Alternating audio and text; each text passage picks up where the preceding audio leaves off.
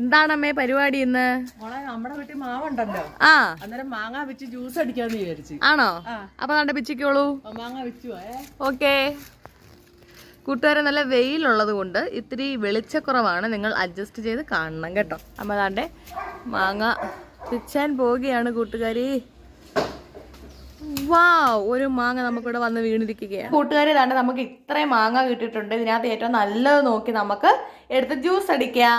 കൂട്ടുകാരെ, നമ്മൾ താണ്ടെ മാങ്ങ അരിഞ്ഞ് വെച്ചിട്ടുണ്ട്. ഈ പഴുത്ത മാങ്ങ ഇനി മിക്സിയുടെ ജാറിലേക്ക് ഇട്ട് കൊടുക്കുകയാണേ. കുറേശ്ശെ ഇട്ട് കൊടുക്കാം. ഇനി ഇതിനകത്തേക്ക് ആവശ്യത്തിന് പഞ്ചസാര,